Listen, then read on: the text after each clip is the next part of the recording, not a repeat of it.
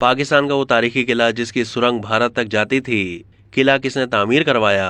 बहावलपुर रियासत का हिस्सा कैसे बना? दिलचस्प तारीखी मालूमात। किला दरावड़ जनूबी पंजाब के जिला बहावलपुर की तहसील अहमदपुर में शहर से तकरीबन 100 किलोमीटर शुमाल की तरफ वाक़े है। सहरा चोलिस्तान के दिल में वाक़ यह किला अपने आप में एक तारीख समोए हुए है। किले की दीवारें और आलीशान तामीरात माजी की अजीम तहजीब की गवाही देती हैं। किला दरावड़ के नाम और तामीर के बारे में मौरखीन की आरा मुख्तलिफ हैं। कुछ मौरखीन का ख्याल है कि इस किले को 9वीं सदी में राय जजा ने तामीर करवाया, जो एक राजपूत हुक्मरान था। बाज़ मौरखीन कहते हैं कि किले को रावल देव राज भाटी ने तामीर करवाया, इसलिए किले को देव रावल कहा जाने लगा।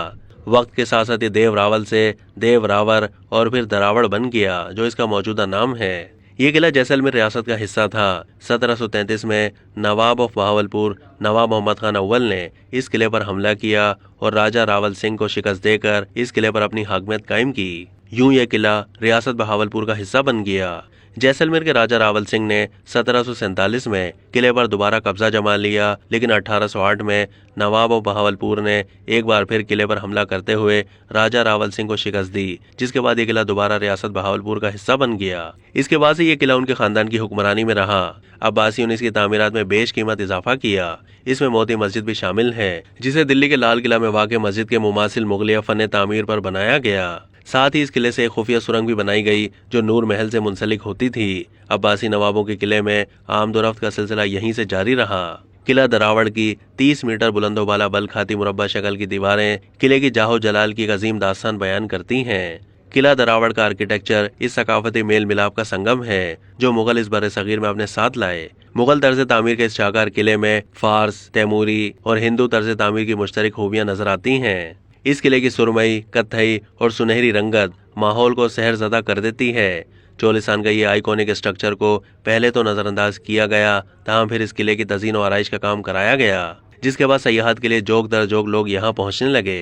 पाकिस्तान के सकाफती विरसे में अजीम मकाम हासिल है। किले में 40 पुलों समेत एक कुआं, एक मरकजी दरवाजा और एक बड़ा तालाब है, जो सयाहों की खुसूसी दिलचस्पी का मरकज है। किले के सहनुमा मैदान में एक कदीम और तारीखी तोप भी मौजूद है, जो जंग के दौरान दुश्मनों के खिलाफ इस्तेमाल की जाती थी। तोप के साथ एक सुरंग भी बनाई गई थी, जो किले के खुफिया रास्तों से होती हुई जैसलमेर तक जाती थी, जिसे बाद में बंद कर दिया गया था। किला दरावड़ में दूसरे किलों के मुकाबले में बैरूनी आराइश का ज्यादा ख्याल रखा गया, जो हुक्मरानों के जाहो जलाल की अक्कासी करता है कि वो दिफा और ज़ेबाइश के हवाले से कितने हसास थे।